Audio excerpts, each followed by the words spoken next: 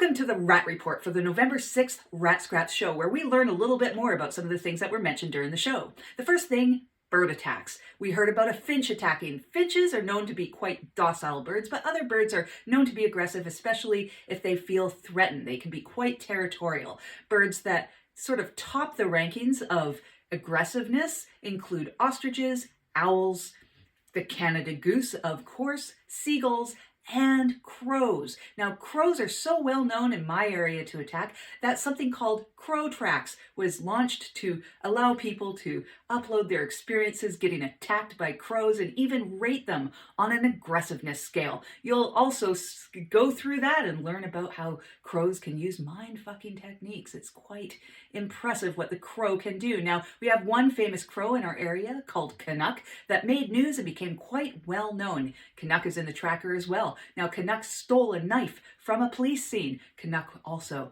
defecated in the police van. And that takes us to our second fact, and that is about fecal transplants this week. Fecal microbiota transplants, or FMTs, is when a healthy person donates their fecal matter for a patient who wants to improve or restore their gut environment. Now, this is a very new experimental type procedure. There's lots of research going on in this space. As of 2020, it has only been approved for treating C. diff, which is a bacteria. Now, experimentally outside of the medical community, it's used for a wide range of things, all the way from IBD to Lyme disease to mental illness. Now, in the Rat Scraps show, a blender was mentioned as part of the preparation technique used for this transplant. And in the Rat Chat live stream chat, it was asked, is a blender always used? And that's a great question. Now, I went into PubMed and found a 2017 journal article where several MDs were talking about a procedure that they used for the FMT. Now, they were putting this journal article out there in hopes of standardizing the process, because there is a lack of standardization in the collection, the preparation, and the administration of the FMT.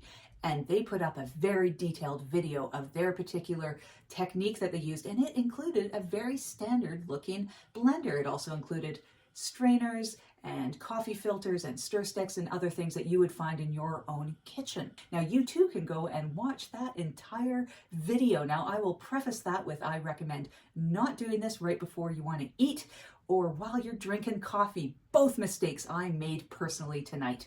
Now, I looked more into the DIY home transplants because a 2021 study found that 87% of the people responding to it had used internet resources, and the internet resources commonly use a standard blender as well.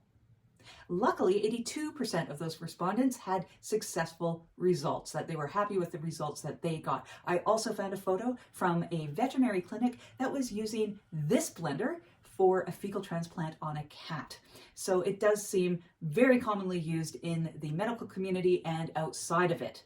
Now, I want to thank Rat Scraps for allowing me the opportunity to do a deep dive on topics just like this, and I recommend you go get that VOD because it does not include what I watched tonight about fecal transplants. You'll only hear a mention of it. So feel safe, go grab that VOD, and see you next week.